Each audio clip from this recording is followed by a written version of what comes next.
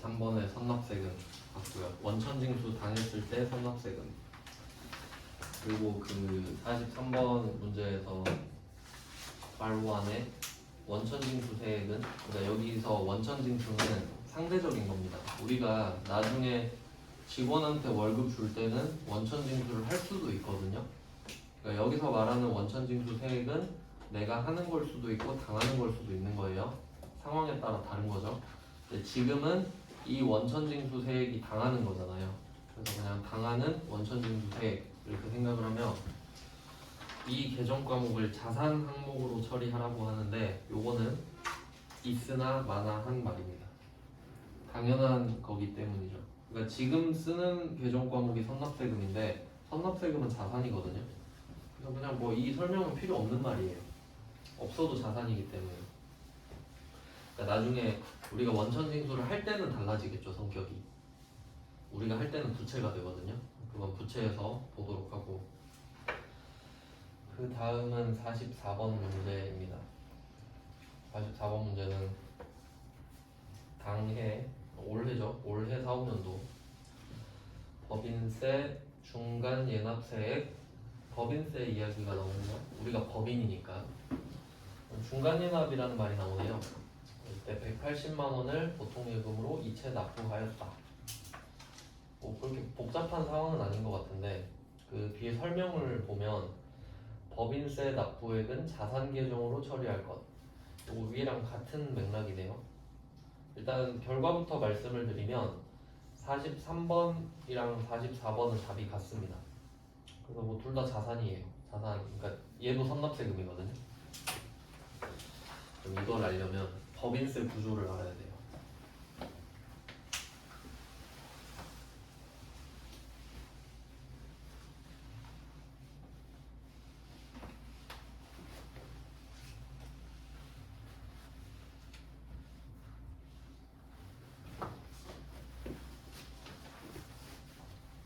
법인세.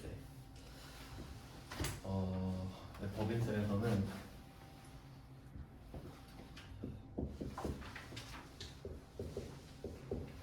이게 회계연도랑 그 세법에 나오는 기간이랑은 또 별개거든요.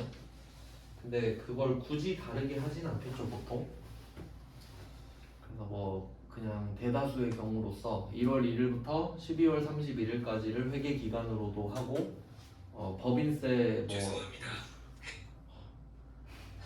죄송해요. 어떻게 그지? 법인세 기간도 보통 똑같이 하겠죠. 그래야 편할 거 아니에요. 회계도 1년, 법인세도 1년 이렇게 똑같이 하는 게 좋다 이거죠. 그러면 이때 이 1월 1일부터 12월 31일까지 번 돈, 쓴 돈 있을 거 아니에요? 그걸 다 계산을 해가지고 세 달을 줘요. 세 달 안에 신고 납부를 해라. 법인세에서 그렇게 말을 하거든요. 그러면 이때 1년 동안 벌어들인 거에 대해서 3개월, 1월 1일부터 3월 31일이겠죠? 세 달. 실제로 그 물리적인 시간이 필요하잖아요. 세금 신고 납부할 때.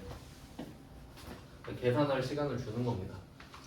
그러면 국세청 입장에서는 1년에 한 번씩 세금을 걷는 건데, 근데 또 생각해보니까 1년을 기다렸다가 돈을 한 번을 받는 것보다는 6개월에 한 번 받고 6개월에 또 한 번 받는 게 나을 것 같은 거예요. 그게 훨씬 좋죠. 그래서 중간을 한번 쪼개는 거죠. 6월 31일입니다. 그래서 이때 1년치는 세 달을 주는데 여기 6개월치를 한번 미리 하라고 해요. 6개월 동안 번 돈, 쓴 돈을 신고를 해라. 시간은 2달 준다. 2달. 1년짜리가 3달이니까 6개월에 2달이면 후한 거다. 뭐 이러면서 따로 기간을 또 정해줘요. 그게 7월 1일부터 8월 31일까지가 됩니다. 저게 중간 예납 신고 기간이에요. 6개월치 한번 하라 이거지. 그래서 보통은 이 중간 예납 신고를 하는 기간은 7월, 8월 이렇게 되는데 거의 모든 회사가, 아닌 회사도 있긴 한데 우리는 그렇게 보면 됩니다. 그래서 실제로 44번 문제를 보면은 8월 25일로 돼 있잖아요. 기간 안에 들어가죠. 그래서 이거를 180만 원인 거를 신고를 하고 납부도 하는 겁니다. 일단 뭐 상황은 이렇게 보시면 돼요. 이 정도는 그러니까 알아야 재무회계를 할 수 있는 거죠. 법인세를 자세히 알아야 되는 게 아니라 요 정도는 알아야지. 요 정도는. 근데 이거는 세법이고 이제 회계를 한번 생각해 볼게요. 회계는 12월 31일이 제일 중요해요. 왜 중요한 날짜가 다르냐면 목적이 다르니까. 세법은 세금을 내는 거잖아요. 그럼 세금을 내는 게 중요해. 그러면 6개월 2달 해라. 1년 3개월 해라. 그럼 끝나죠? 납부가 중요하니까 이 날짜가 중요하겠지. 근데 회계는 실제 세금을 내는 것보다는, 그러니까 세금을 내는 건 돈을 쓴 것 중에 하나인 거라고 말씀드렸잖아요. 다른 일이 더 많단 말이죠. 회계는 12월 31일에 결산을 하잖아요. 이게 끝이에요. 12월 31일에 결산을 한다. 이게 제일 중요하다.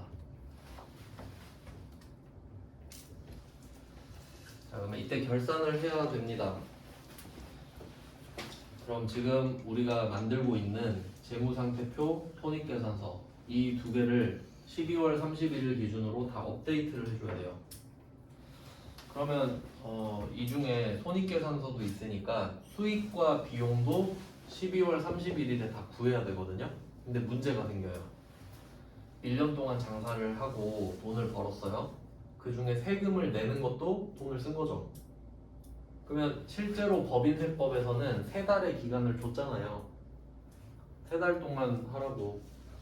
그럼 우리는 마음의 여유가 있겠죠. 뭐 3달 있으니까 천천히 해야겠다. 근데 재무회계는 야 12월 31일에 결산해. 결산하려면 비용 얼마인지 알아야 되지. 그럼 법인세 얼마인지 빨리 지금 알아내. 이런단 말이에요. 차이 아시겠죠? 그러니까 세법만 생각하면 3달 있으니까 천천히 해도 되지 이런 건데, 근데 알고 보니까 난 재무회계도 해야 돼. 주주들한테 법인세 얼마 내는지 알려줘야 될 거 아니에요. 그래서 문제가 되는 거지. 그래서 12월 30일에 결과적으로 세금을 내진 않아도 되지만 얼마 정도인지는 계산을 해야 된다는 이야기가 되는 거죠. 재무회계 때문에.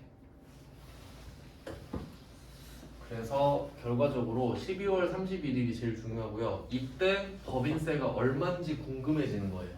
12월 31일이 돼야. 그래서 그때 그 계정 과목이 법인세 비용이거든요.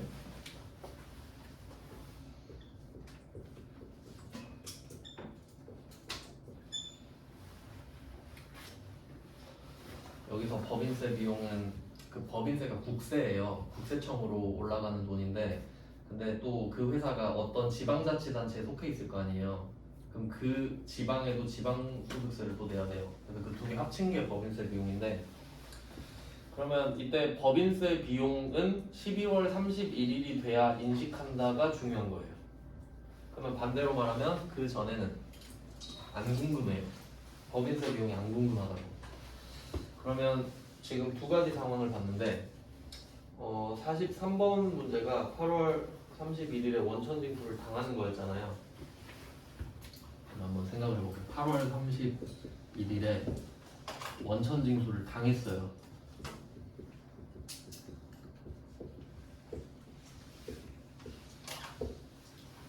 그럼 우리는 뭐 좋든 싫든 삥을 뜯긴 거 아니에요. 제가 내 돈 삥 뜯어서 내버렸잖아요. 그러면 내 입장에서는 세금을 낸 건 맞죠, 어쨌든. 근데 8월 31일은 12월 31일 전이죠. 그럼 8월 31일은 그냥 12월 31일 전이라는 게 중요해요. 그럼 이때는 법인세가 안 궁금해. 그러니까 8월 31일에 나 1년치 법인세 얼마지? 이러고 있진 않을 거 아니에요. 그냥 61,600원 뜯겼네 이런 정도죠? 그러면 그 금액을 12월 31일 전에 세금을 낸 거니까 선납세금이야. 기준일이 12월 31일이니까 이 전에 낸 세금은 다 선납세금이라고요. 왜냐면 난 12월 31일 전에는 관심이 없거든. 그럼 그냥 낸 거, 먼저 낸 거 이 정도 되는 거예요. 그래서 12월 31일이 그 선납의 기준일인 거예요. 언제보다 선이냐라고 했을 때 12월 31일보다 선이면 다 선납세금이다. 이렇게 되거든요. 그러면 이거 선납세금 맞죠? 선납세금 12월 31일 이전에 삥 뜯겼으니까. 그 다음 지금 8월 25일에 중간예납 세액 납부 됐죠?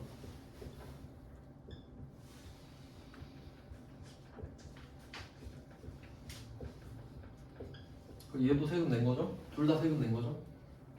그러니까 법인이 벌어들인 돈에 대한 그 내는 세금은 다 법인세예요. 그러니까 법인이 이자 받아서 낸 것도 법인세고 법인이 중간예납세 한 것도 법인세잖아요. 법인세 중간예납이니까. 그럼 얘도 8월 25일 보면 12월 31일 전이죠? 그럼 얘도 선납세금이다 이거지.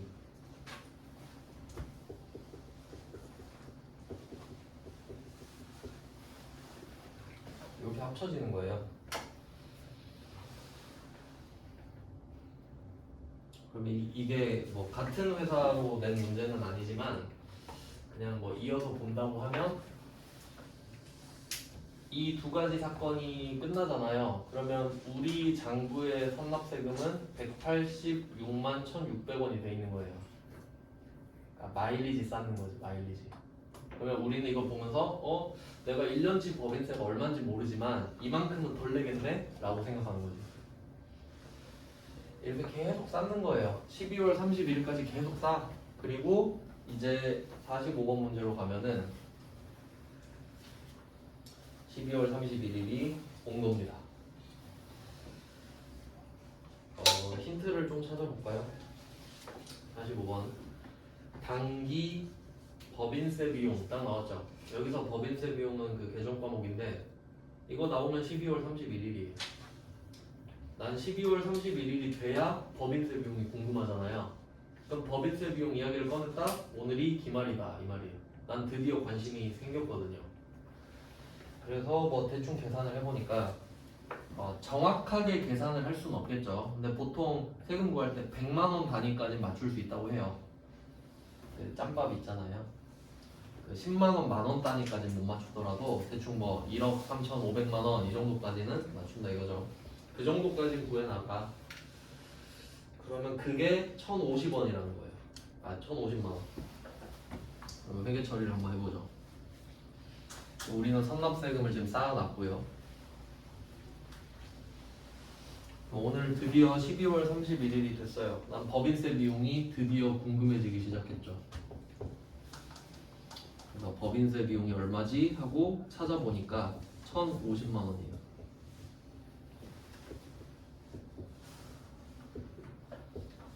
법인세 비용이 1,050만 원입니다. 요건 비용입니다. 그리고 또 여기서 강조를 하자면 이거 비용이잖아요. 아까 이자 수익은 수익이었죠. 수익과 비용은 관념적인 겁니다. 그냥 생각만 하면 되는 거예요. 1년치 법인세가 1,050만 원이나 되네 라고 생각하면 그냥 비용이 딱 뜨는 겁니다.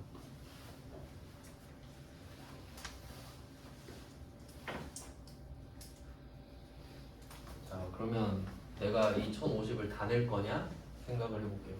근데 생각해보니까 우리 장부에 뭐 186만 1,600원 이걸로 그냥 치면 선납세금에 쌓여있죠. 차변에. 그럼 나 이 돈 안 내도 되는 거 아니야? 1,050이 1년 전체잖아요. 근데 내가 이미 186만 1,600원 냈죠. 그럼 이 중에 그건 안 내도 될 거 아니야. 그래서 선납세금이 돈 나가는 거 막아줘요. 이때 선납세금 마일리지 쓰는 거죠. 얼마 할게요. 이거는 문제마다 회사마다 다르죠.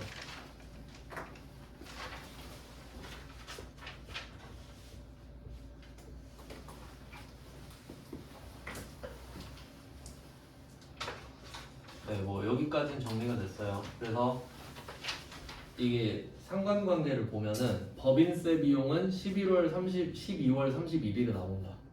이게 포인트. 그리고 법인세 비용을 인식하면 선납세금을 깐다. 이러려고 지금 뭐 하는 거잖아요.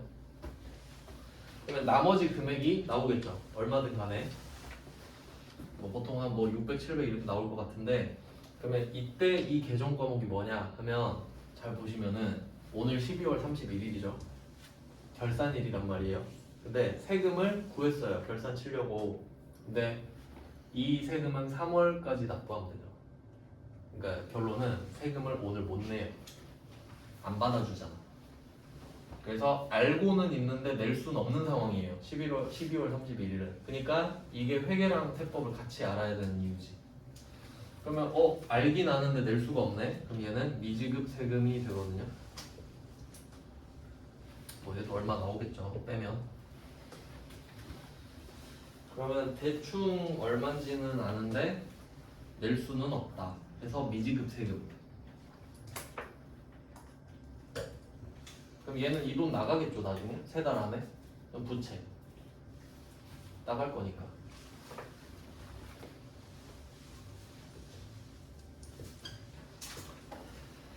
그래서 이렇게 법인세 정리를 하는 이슈가 나오면은 이게 3종 세트입니다. 3종 세트. 법인세법과 재무회계의 차이 때문에 이런 회계가 발생하는 거죠.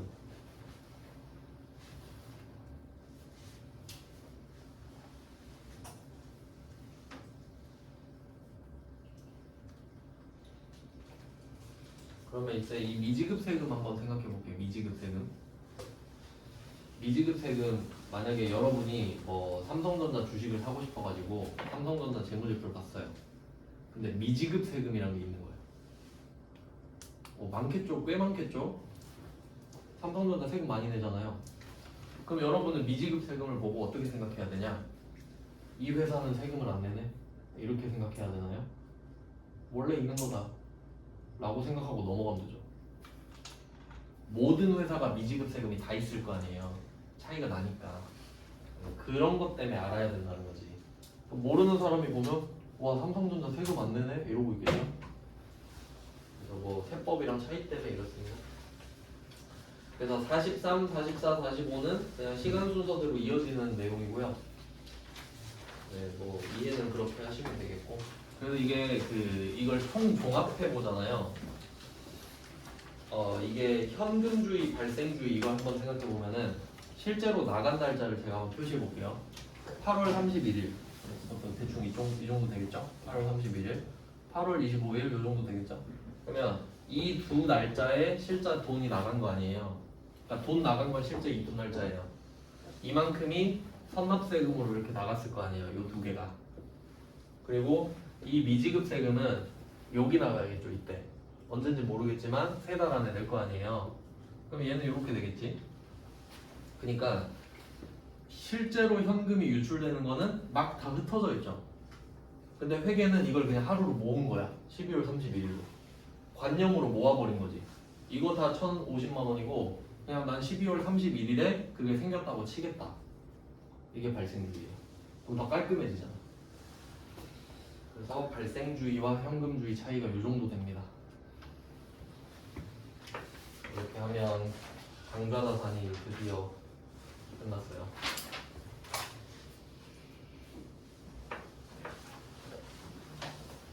강좌자산 끝. 그러면 결과적으로 방금 했던 주제에서는 출장비랑 원천징수 이런 거 한 거잖아요. 그래서 계정 과목으로 보면 가지급금이랑 선납세금 정도가 중요한 계정 과목이네요. 다음은 이제 재고자산으로 드디어 넘어갑니다.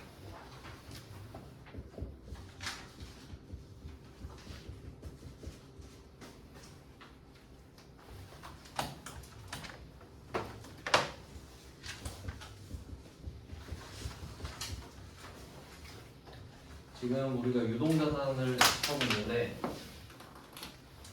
첫 번째 배웠던 게 동전자산, 이제 배울 게 재고자산입니다. 그래서 유동자산은 이거 2개밖에 없는데요. 그러면 이 유동자산 다 배우면 다음 순서가 비유동자산이잖아요. 근데 유동자산 끝나면, 즉 지금 할 재고자산 끝나면 부가가치세로 넘어갔다가 그리고 다시 돌아올 겁니다. 부가가치세, 그러니까 이 정도 배웠으면 부가가치세 섞어서 해도 되거든요. 자, 그럼 이제 재고자산 할 거예요. 재고자산은 목적이 판매입니다. 판매 목적. 그래서 얘네들은 목적이 확실하죠. 다 공통점이 있기도 하네요. 판매로.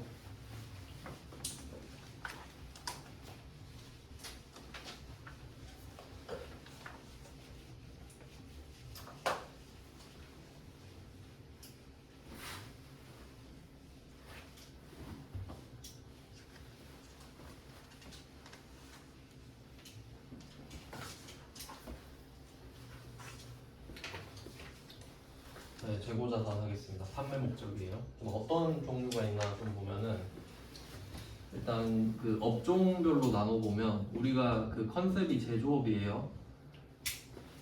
제조업을 하는데 여기에 그 도소매업 있죠. 유통업. 도소매업을 좀 겸하는 구조로 나와요.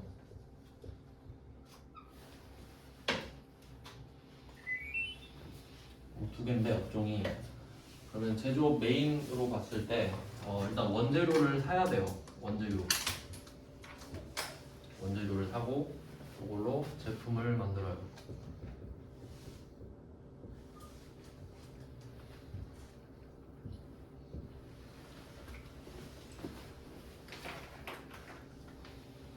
원재료 제품. 원재료를 사서 제품을 만든다.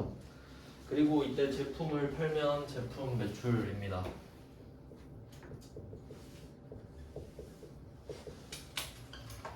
계정 과목은 이렇게 되고요. 그럼 제조업은 원재료라는 자산이랑 제품이라는 자산을 갖고 있겠네요. 팔려고. 그리고 그 원재료를 사서 가공을 해야 되잖아요. 그 만드는 과정을 거치면 이제 그 중간에 덜 만들어진 상태가 제공품이에요. 원재료, 제품, 제공품 이렇게 세 개 있습니다. 제공품은 덜 만들어진 거. 원재료는 방금 사온 거, 제공품은 만들다 만 거, 제품은 판 거, 아니 완성된 거, 이 정도 돼요. 그리고 그 제품을 팔면 제품 매출이라는 계정 과목을 따로 씁니다. 그 다음에 이제 도소매업은 떼다가 파는 거거든요. 그래서 팔려고 사오는 건데 이때는 상품을 사오죠.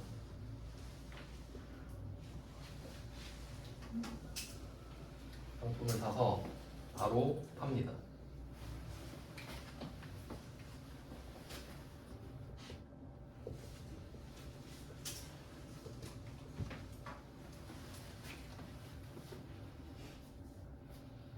네, 뭐 이런 식이에요. 상품은 그냥 사서 팔면 끝나요. 그리고 이때 제조업은 이 원재료랑 제품 사이 있잖아요. 이 만드는 과정에서 원가 회계가 필요해요. 한 개 만드느라 얼마가 들었는지 확인하는 과정입니다. 원가 회계.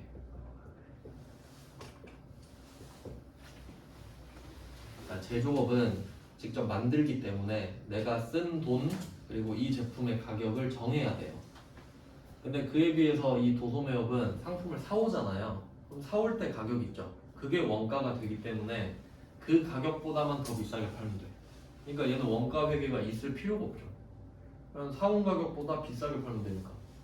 근데 얘는 대량으로 만들다 보니까 한 개 만드느라 얼마 썼지? 이것도 거쳐야 된다는 거죠. 네, 뭐 이렇게 됐어요. 그래서 지금 우리한테 나올 수 있는 재고자산은 뭐 4개 정도가 주가 됩니다. 원재료, 제공품, 제품, 상품.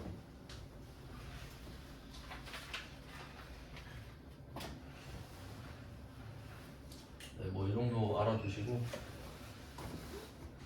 그러면 지금은 그 재고자산은 그 구조가 되게 중요하거든요. 근데 그거 설명드릴 건데 제품은 좀 복잡하기 때문에 제가 상품으로 좀 설명을 드릴게요.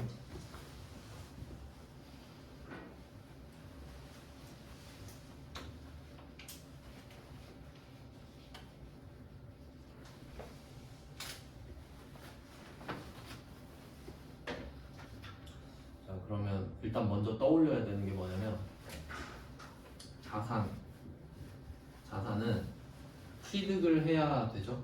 취득을 해야 내 자산이 되는 건데 그때 부가적으로 들어가는 비용을 취득 부대 비용이라고 합니다.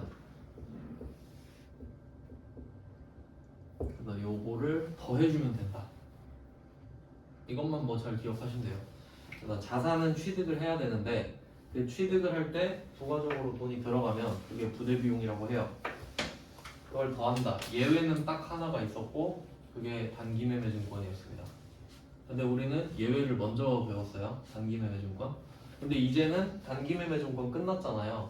그럼 이제는 앞으로 취득 부대 비용은 다 더하면 돼. 단기매매증권 이제 안 하니까. 그러면 지금 재고자산도 당연히 원칙이겠죠. 이 정도를 깔고 갈 겁니다. 그러면 이때 구조를 좀 먼저 잡는다고 하면 상품을 사온다고 하겠습니다. 상품을 한 개가 78만 원이에요. 상품 하나에 78만 원. 근데 요거를 사올 때 나한테 갖고 올 때 운반비가 2만 원이 들어요. 한 개당 2만 원. 그럼 그 운반비가 취득 부대 비용이거든요.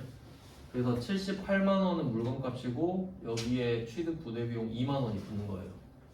그러면 이 상품은 80만 원인 거지. 우리가 생각하기에.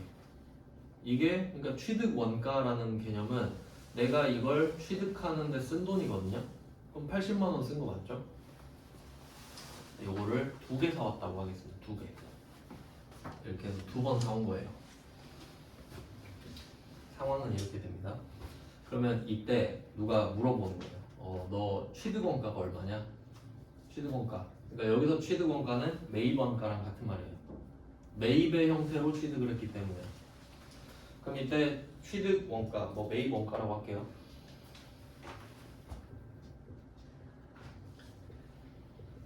매입원가는 160입니다. 78 더하기 2 이렇게 해서 곱하기 2니까 매입원가는 160이에요. 그리고 이제 이 상품을 80만 원을 들여서 사왔으면 우리가 돈 벌려면 더 비싸게 팔아야 될 거 아니에요. 그래서 얘를 100만 원에 파는 거예요. 100만 원에. 근데 2개를 지금 사왔는데 한 개만 팔렸다고 할게요. 한 개만. 한 개가 팔린 거예요. 그럼 이때 매출액은 100만 원이에요. 한 개 팔았으니까.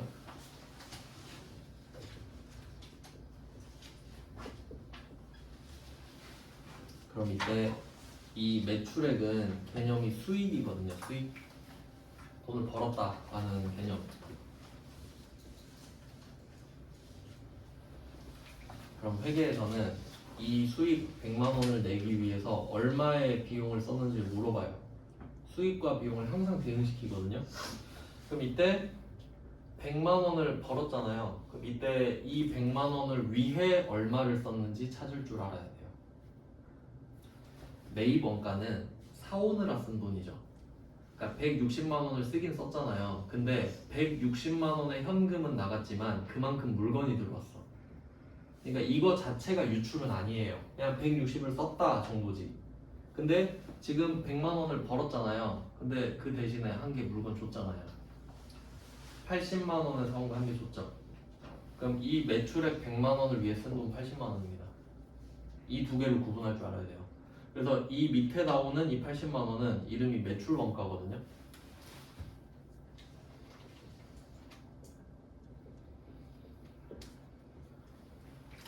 얘는 비용이에요.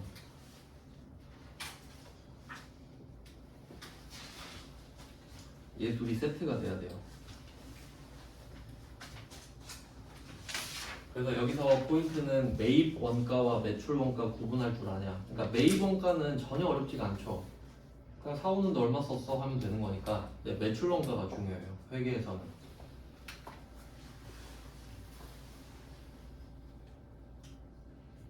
뭐 차이 아시겠나요? 그러니까 이 매출 원가는 좀 쉽게 말하면 팔린 거에 사온 가격이에요. 팔린 거에 사온 가격. 그러니까 안 팔리면 안 쳐주잖아요. 왜냐면 안 줬으니까. 뭐 이런 거를 할 건데 이걸 이제 분계로 한번 보겠습니다. 사왔을 때부터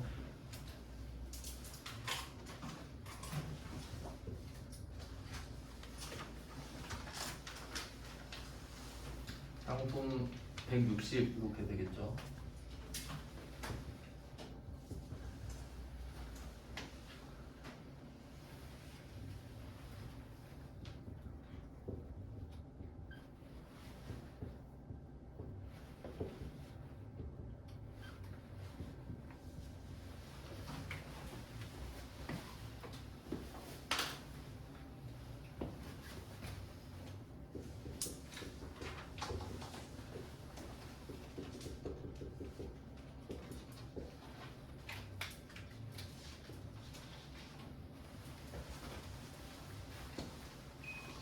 일단 사왔을 때 회계 처리 상품 2개 갖고 오면 매입원가.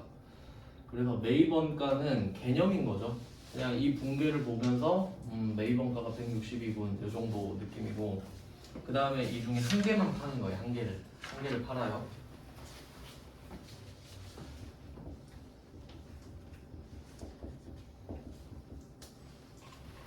여기서 중요한 거는 상품은 자산이에요. 상품은 자산. 그리고 80만 원입니다. 근데 이걸 팔았잖아요. 100만 원 주고. 100만 원 받았으니까 그럼 상품 매출은 100이에요. 상품은 80, 상품 매출은 100. 80원짜리를 100에 팝니다. 이때 이 상품 매출은 수익이거든요. 돈도 받았다고 할게요.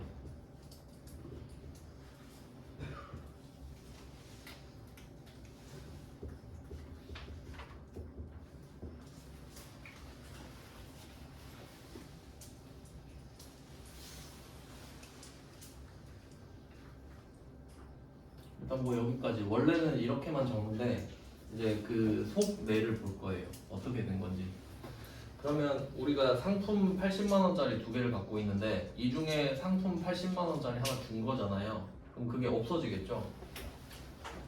상품이 사라집니다. 상품 80. 이 자산의 감소겠죠.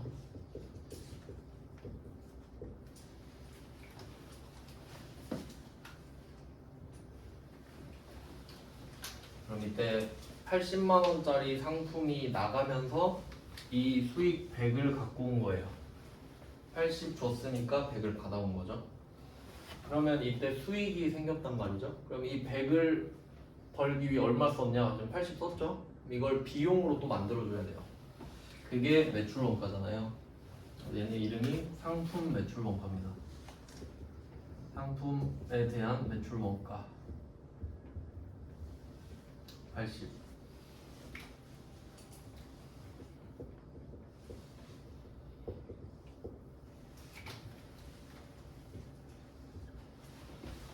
그래서 이 상품 80짜리가 하나 감소를 하면서 수익도 만들어내고 비용도 만들어내는 거예요.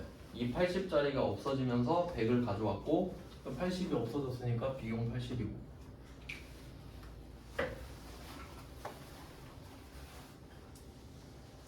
네, 뭐 이런 식이거든요.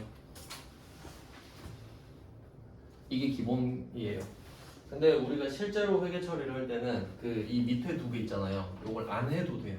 그러니까 원래는 이론상 이걸 해야 되는데 그 회계 프로그램 쓰면 그 특성상 밑에 걸 안 써도 되게끔 돼 있어요.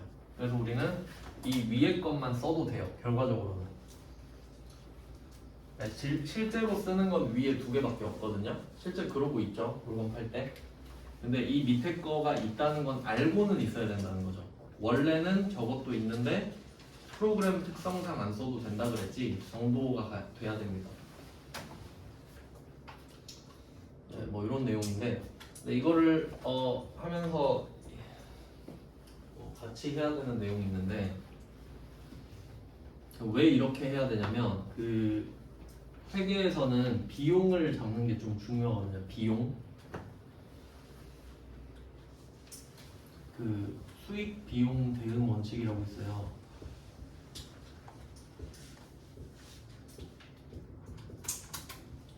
수익과 비용은 대응해야 된다. 같이 나와야 된다 소리예요. 수익과 비용은 같이.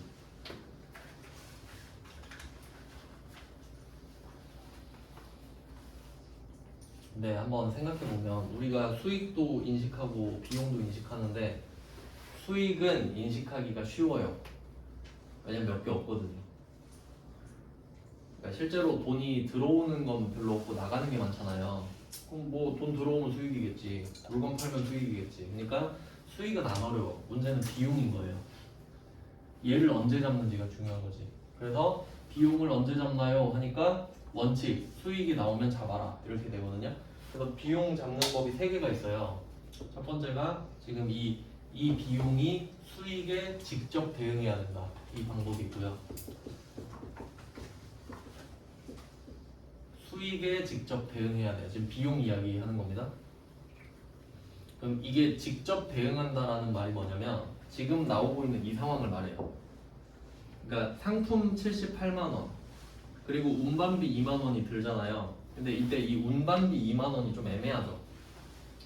그러니까 상품은 내가 돈을 주고 사왔는데 그대로 있잖아요. 근데 운반비는 돈 주고 없어져 버리죠. 그러면 이 2만 원은 비용이 아니냐? 이렇게 생각할 수 있잖아요. 이건 비용 아닌가? 없어지니까. 근데 여기 원칙을 갖고 온 거지. 비용은 수익에 대응해야 된다. 그럼 이때 우리가 운반비 2만 원을 쓰잖아요. 그럼 회계가 물어보는 거야. 너 지금 수익 있어? 이렇게 물어보는 거예요. 아니요? 이렇게 되죠. 수익이 없잖아요. 사올 때는. 야 그럼 너 비용 잡지 마. 이렇게 돼요. 그럼 비용 안 잡으면 어떻게 해요? 그럼 자산에 붙여. 해서 원칙이 이렇게 된 거예요. 취득 부대 비용은 붙인다. 이유는 수익이 없으니까. 비용은 수익이 없으면 나면 안 된다던데? 근데 이게 원칙이니까 그럼 붙여라. 밖에 답이 없는 거죠. 그럼 이제 붙여놨어요. 그리고 팔았죠 지금. 100만 원에 하나 판 거야. 그럼 100만 원 딱 팔면 저 100만 원 벌었어요 하고 수익 딱 말하죠? 야 그럼 비용 대응시켜 수익에. 100만 원 버느라 얼마 썼어? 하면 이때 말하는 거지. 이 물건은 78만 원인데 사실 이거 사느라 2만 원 더 썼거든요? 이때 말하겠죠. 그러면 네가 쓴 돈은 80이겠네? 그러면 쓴 돈이잖아요 원가가. 그러니까 물건값이 아니라 쓴 돈. 너 이거 100 버느라 얼마 썼냐고. 저 총 80 썼는데요. 하면 이때 인정해 주잖아요. 그래서 사올 때 운반비 있죠. 이거 2만 원. 여기는 매출원가에 포함돼 있지. 그러니까 사왔을 때 운반비는 팔려야만 비용이 돼요. 팔려야만. 안 팔리면 평생 자산이에요. 그래서 1번 직접 대응. 이게 가능한 게 이 매출원가입니다. 왜냐면 재고자산은 얼마가 들었고 얼마를 버는지 알잖아요. 그러니까 되니까 이렇게 하라는 거지. 이게 원칙이거든요. 그래서 예시는 매출원가. 지금 배운 거 매출원가. 수익이 나왔으니까 비용도 있다. 둘이 대응 같이 나와야 됩니다. 자, 요 정도 해놓고 문제를 한번 볼게요. 46번을 보죠. 46번 문제 10페이지예요.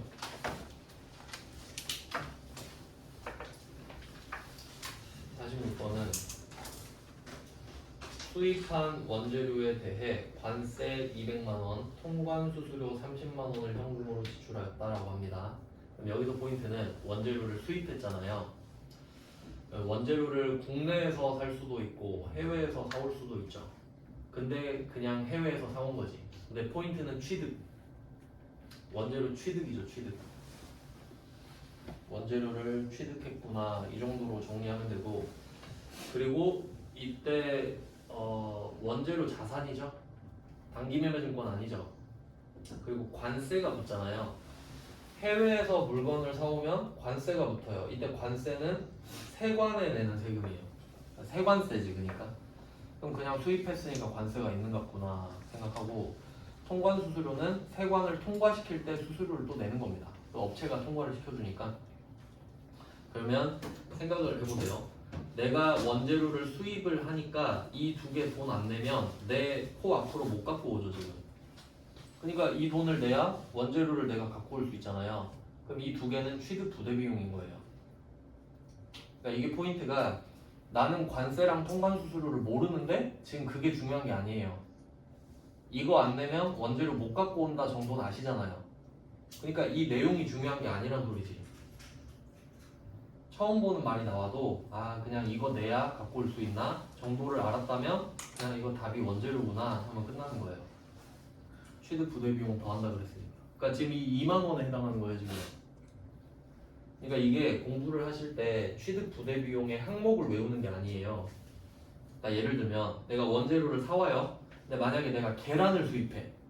그럼 계란 갖고 오다 다 깨지면 어떡해요? 그럼 이거 파손보험 들 수 있죠. 그럼 파손보험 드는 거는 원재료를 갖고 오는 중에 발생한 돈이죠. 그럼 더해. 운반비 더해. 하역비 더해. 다 더하는 거예요 그냥. 그러니까 그냥 이 자산에 대해서 내가 바라는 게 있잖아요. 원재료를 사는 이유는 이 원재료가 내 창고 앞에 왔으면 좋겠죠. 그럼 그게 될 때까지 쓴 돈은 다 더하라는 소리거든요. 그러니까 항목은 필요 없어. 그래서 얘는 답이 원재료예요. 그럼 그냥 원재료 230만 원 더 더해주면 되는 거죠. 그러니까 그런 식으로 좀 요령껏 공부를 해야 된다는 거예요. 그럼 46번은 답이 원재료 230만 원, 현금 230만 원 하면 끝나죠. 네, 뭐 그렇게 푸시면 돼요. 그래서 아 취득 부대 비용이구나. 그러면 나중에 이 230만 원은 그 매출 원가에 포함되어 있겠죠? 팔렸을 때. 얘 원재료도 제품이 될 거니까 언젠가. 그 다음에 47번 한번 볼게요. 47번. 47번은 상품 매입에 따른. 사실 여기서 끝입니다. 상품 매입에 따른. 상품 자산이고 매입하고 있다 그러죠. 그럼 답이 상품이에요. 그래서 46번이랑 47번은 아는 사람만 딱 쉽게 풀 수 있는 문제인데, 그러니까 딱 중요한 것만 찍어라 라고 하면 46번은 사실 수입한 원재료에 대해 여기서 끝이에요. 원재료를 샀다며 그럼 답 원재료. 47번은 상품 매입에 따른이죠. 아 그럼 상품 샀구나. 그럼 답은 상품이에요 일단. 취득 부대 비용이니까. 그럼 47번은 일단 계정 과목은 상품이고요. 금액이 430만 원이잖아요. 그럼 상품 430만 원, 현금 430만 원. 패턴 똑같죠? 네, 이 두 개는 이제 절대 틀리면 안 돼요. 근데 여기서 포인트는 사왔다는 겁니다. 사왔다는 거. 근데 이 두 개는 이제 쉬운데 그냥 풀면 되는데 48번에 중요 표시를 하셔야 돼요. 이것까지만 하고 끝낼게요. 이게 중요합니다. 48번이. 48번 진짜 중요합니다. 이거는 영통 산업의 제품을 판매죠. 제품 판매. 그럼 방향이 아예 다르잖아요. 46, 47은 사오는 거고 지금 파는 겁니다.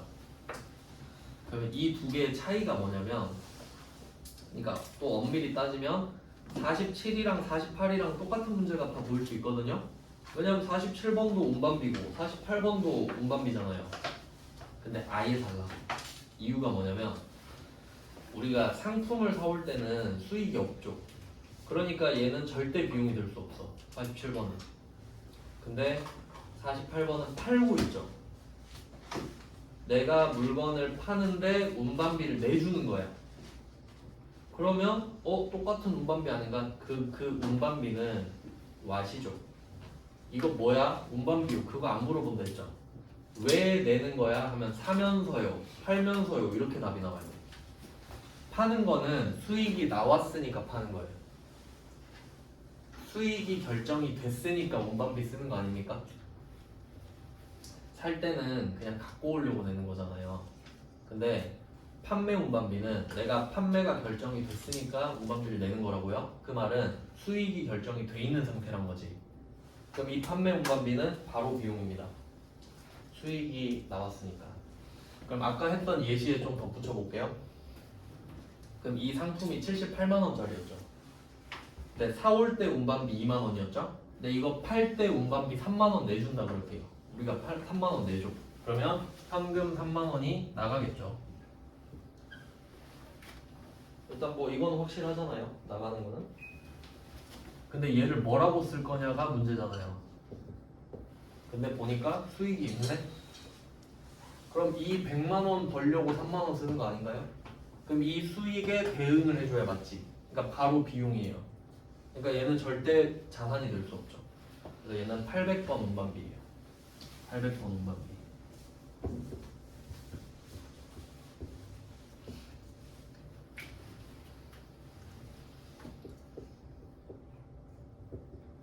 그러면 이 800번 운반비는 이 위에 있는 상품 매출 수익이랑 같이 이렇게 대응해 주는 거거든요.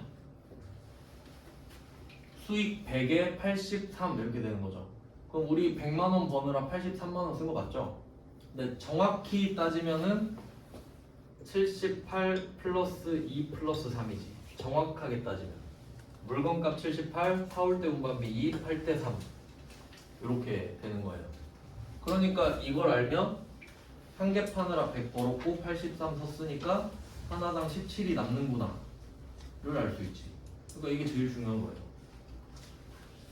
네, 이것만 알면 돼요. 사실 회계가 뭔가 이럴 때 이걸로 골격 잡고 시작하면 되거든요.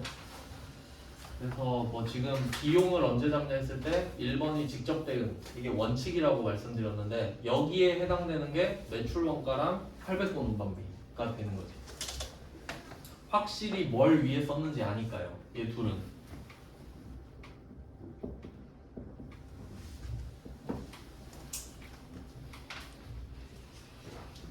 네, 이거 두 개밖에 없어요. 1번에 해당되는 게. 그래서 여기서 포인트는 47번이랑 48번이랑 둘 다 운반비잖아요. 근데 답이 다르다는 거지. 47번은 상품이고 48번은 800번 운반비잖아요. 그러니까 팔 때 운반비는 비용일 수밖에 없는 이유를 설명을 해드렸습니다. 수익이 확정된 상태로 돈이 나가니까. 내일 조금 더 부연 설명해드릴게요. 시간상 내일 추가 설명할게요. 고생하셨습니다. 수고하셨습니다. 네, 수고하셨습니다.